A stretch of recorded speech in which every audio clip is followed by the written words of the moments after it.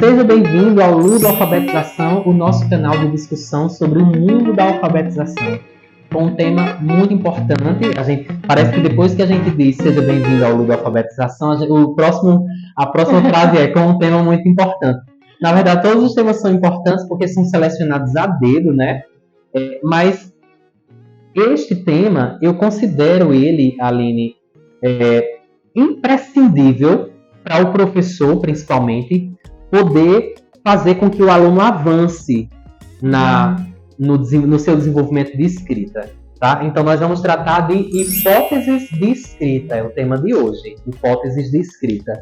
É um tema de muito interesse dos estudos em alfabetização. Ele foi ali iniciado principalmente por Emília Ferreiro e Ana Teberoski. Emília Ferreiro foi orientanda de Piaget, né, para quem não sabe. Então, muito do que Emília Ferreiro discute nas suas teorias, nas suas obras, tem muito das influências piagetianas. Então, assim como Piaget delimitou fases do desenvolvimento infantil, embora seja questionável, né, essas fases delimitadas por Piaget, porque ninguém entra nas caixinhas do mesmo jeito, né? Mas não vamos entrar nessa questão, mas Emília Ferreiro e Ana Teberoski, em seus estudos, perceberam, né, com muito estudo, com muita pesquisa, que existe um caminho da fase icônica, quando a criança acha que desenhando ela está escrevendo, até a criança entender as convenções ortográficas da escrita. Existe um caminho aí que elas chamaram de psicogênese da língua escrita, né? A origem, né? O caminho até essa fase ortográfica. E aqui no Brasil, isso foi difundido, foi sistematizado, foi didatizado pela grande Magda Soares, né? É uma das maiores referências. E esse caminho que Daniel falou agora é muito importante na sala de aula, na prática mesmo, até mesmo para que o professor ele possa ter, vamos dizer assim, ter consciência de que nível de escrita o seu aluno está, né? Então, fazendo todo esse processo que Emília Ferreiro e Ana Teberoski trouxeram inicialmente, né? O professor ele vai ter condições de ajudar melhor o seu aluno. Porque tem crianças, independente da série que a criança esteja, ela pode já estar num nível de escrita bem mais avançado do que outras crianças da mesma série. Então, a metodologia, o nível de estimulação com aquela criança que já está num processo mais avançado vai ser diferente. Ou pelo menos deveria ser diferente para que ele avance cada vez mais e chegue num nível alfabético, num nível ortográfico, de forma mais rápida e mais satisfatória, passando por todo um processo satisfatório, né? Perfeito. E nesse caminho, na verdade, tudo em educação, o erro deve ser considerado como um produto de muita qualidade. Mas nesse processo, principalmente, o erro ele é super bem-vindo, porque é justamente o erro, eu vou colocar erro com aspas, tá? É justamente o erro da criança quem vai denunciar qual é a fase em que ela está. Então, quando a professora apresenta a palavra peteca e a criança faz isso aqui, ó, que vai aparecer na tela, eita, que eu sempre sonhei fazer. E a criança faz isso aqui, ó, que está aparecendo na tela. Então, tudo bem, a criança errou, não é assim a palavra peteca, mas que ótimo, porque o professor sabe, então, em que fase a criança está. Né? Então, essa fase aqui em que a criança, ao invés de escrever a palavra peteca, a criança desenhou, é conhecida como a fase icônica, onde a criança representa a escrita por meio do desenho. Ou, por exemplo, essa daqui, ó. A professora ditou a palavra peteca e a criança fez isso, ó. Tá vendo aqui, ó? Pois é, essa é a fase da garatuja. A criança já entende que escrever não é desenhar. Então, elas começam a imitar a letra cursiva e faz isso que vocês estão vendo aqui. Então, esse erro da criança, ele é muito bem-vindo, muito importante nesse processo, porque é justamente ele que vai dizer ao professor em que fase a criança está. Obviamente, o professor precisa conhecer, né, as características de cada uma dessas fases, que apesar de não serem muito estanques, engessadas, mas elas têm características que são próprias. Por exemplo, a fase icônica. Ninguém vai duvidar que uma criança que, ao ser desafiada a escrever a palavra bola, ela desenhou uma bola, ela não está na fase icônica, ela está na fase icônica, né? Ninguém tem dúvida que, por exemplo, quando a criança foi desafiada a escrever a palavra bola, ela fez um monte de risco. Ninguém tem dúvida que isso aí é garatuja, né? Então, as fases, apesar de não serem engessadas, elas têm características que tem como a gente identificar em qual delas a criança está. E existem várias maneiras de se avaliar as hipóteses de escrita do seu aluno. Tanto por meio de jogos, né, como mostrar uma palavra, ou jogos até mesmo que avaliem a capacidade de realismo nominal, como batalha de palavras, que é muito comum, né, mostrar duas imagens. Esse jogo é sensacional.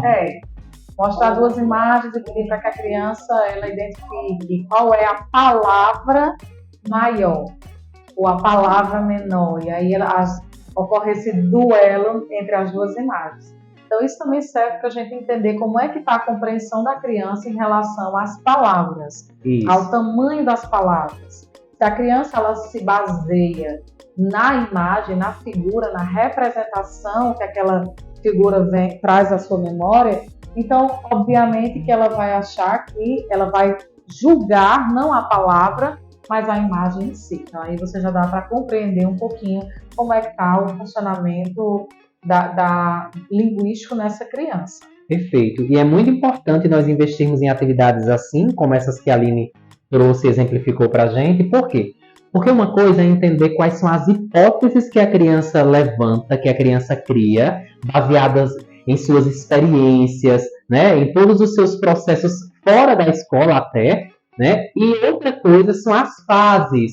Então, as hipóteses é como a criança processa tudo isso, o que é que ela resgata para escrever a palavra bola, por exemplo, para entender que formiguinha é uma palavra maior do que a palavra vaca, né? A lógica do realismo nominal é essa. A criança levanta a hipótese. Ok, qual foi a hipótese levantada pela criança? Quando ela diz que vaca é maior do que formiguinha, ela está levantando a hipótese do icônico, do desenho, da representação. Então, que a vaca é maior.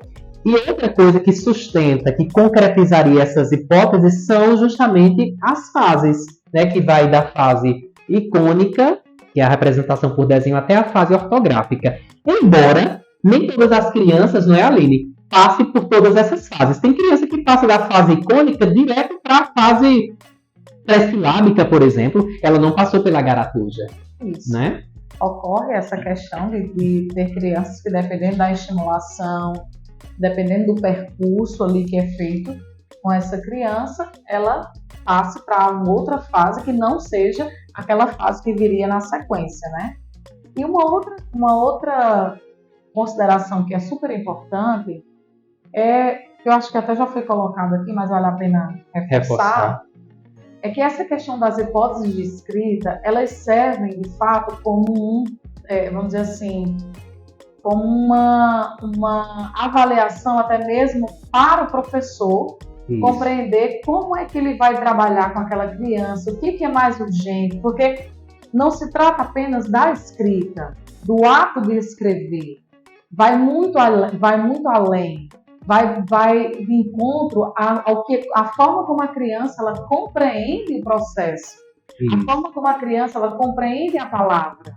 Então, por exemplo, se a criança está na fase icônica ainda, representando tudo por meio de desenho, significa dizer que ela não compreendeu a existência das palavras, não compreendeu a diferença, talvez, a existência dos grafemas, né? Entre palavra e imagem. Ela acha que é a mesma coisa. Então, eu tenho que começar a mostrar para essa criança palavras e dizer, olha, isso aqui, e imagens, e dizer, olha, isso aqui é diferente disso aqui. E aí eu tenho que começar a mostrar para ela que existem diferenças e que uma coisa está relacionada à outra, mas não é a mesma coisa. Quando a criança se apresenta, por exemplo, num processo silábico sem valor sonoro, eu vou compreender o quê? Eu vou compreender que ela já entende que a palavra ela tem pedaços. Perfeito. Ela tem pedaços, só que ela não consegue, de forma auditiva, fazer a correspondência grafema-fonema. Aí eu vou fazer o quê com ela? Eu vou investir cada vez mais na consciência fonológica. Isso que a Aline trouxe agora, da sem valor sonoro, é isso aqui, ó, que vai passar aqui agora.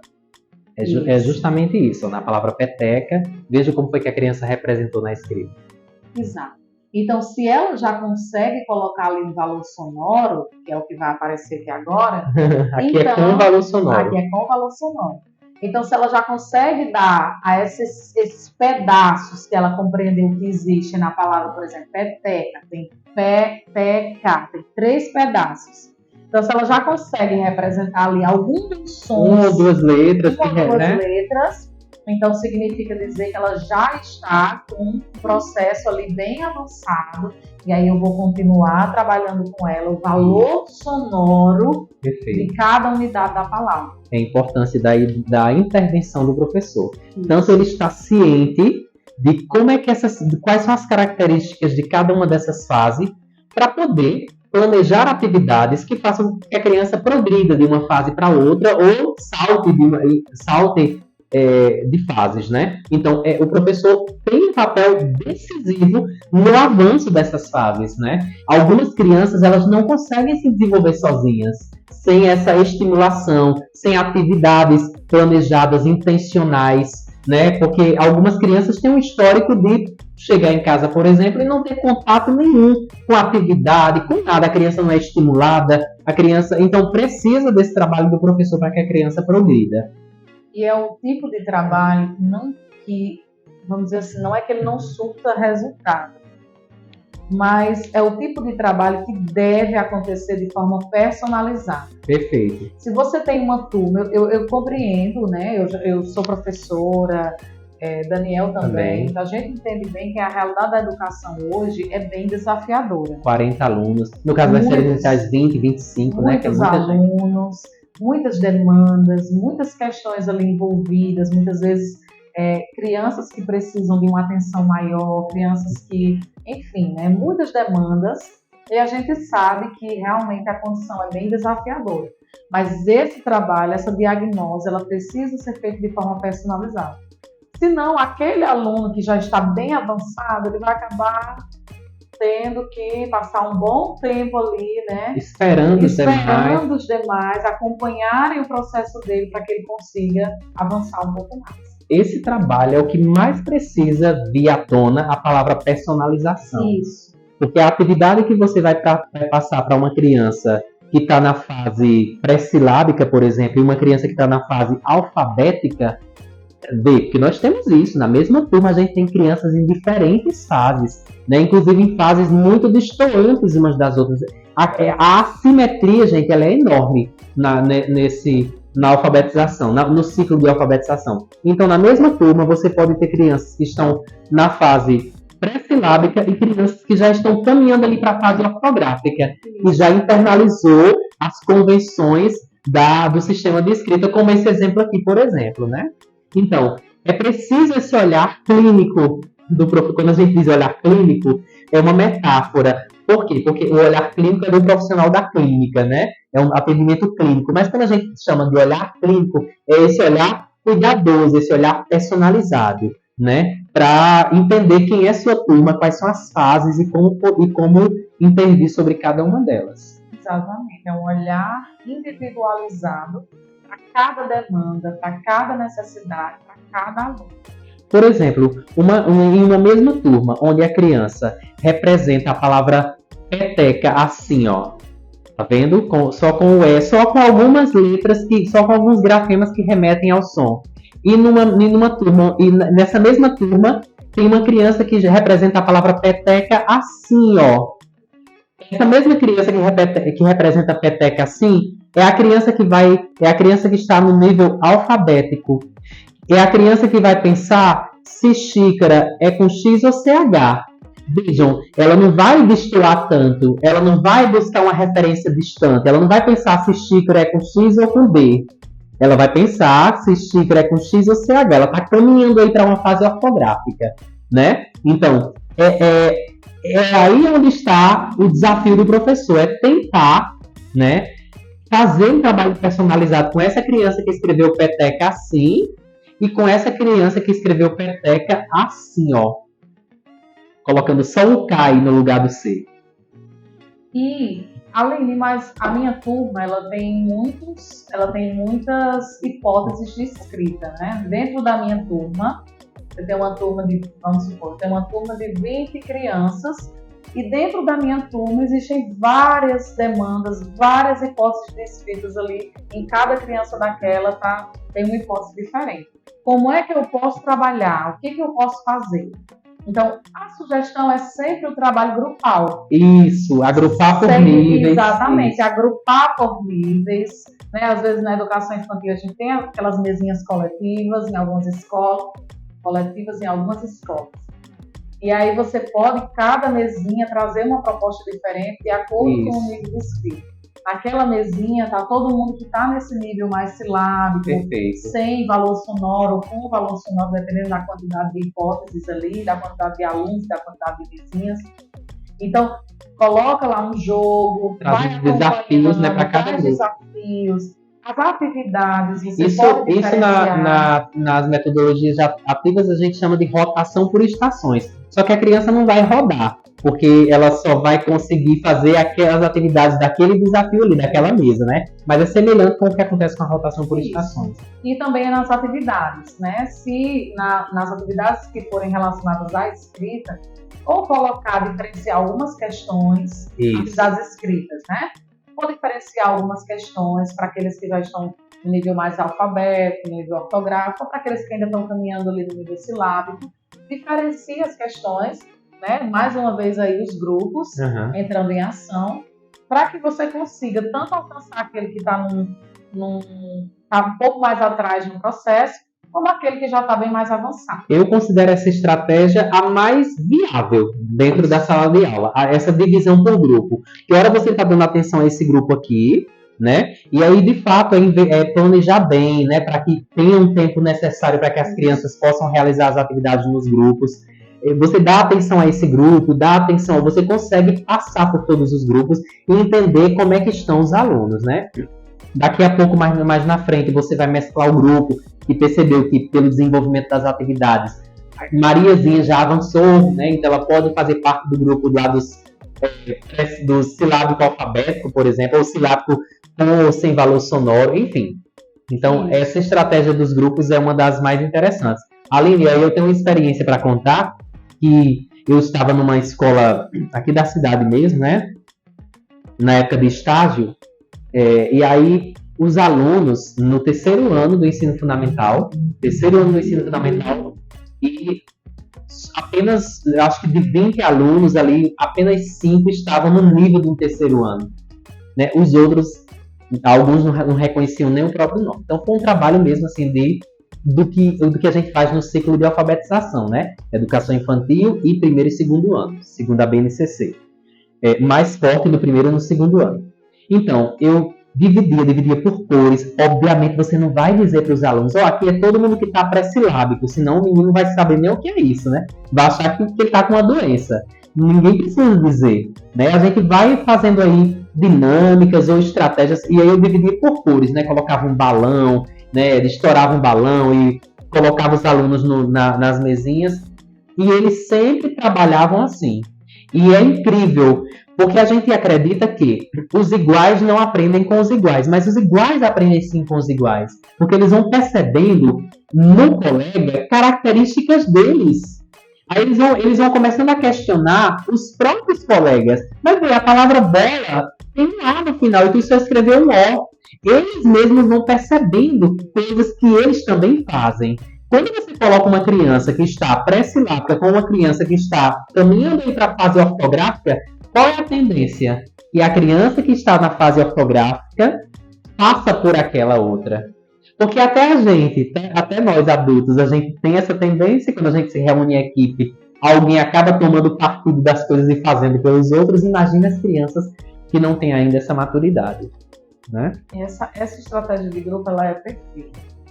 Porque dá para você alcançar, vamos dizer assim, todas, entre aspas, né? Porque a gente nunca consegue realmente alcançar tudo da forma como deveria.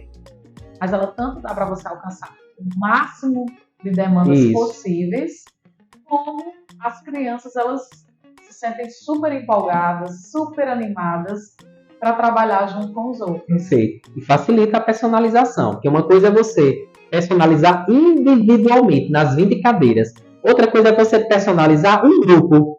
Isso. Né? O trabalho vai ser menor, vai cheio de aspas, viu? Quem está só escutando, eu estou colocando aspas. Pois bem, gente, esse é o canal Ludoalfabetização e esse foi o podcast número 18.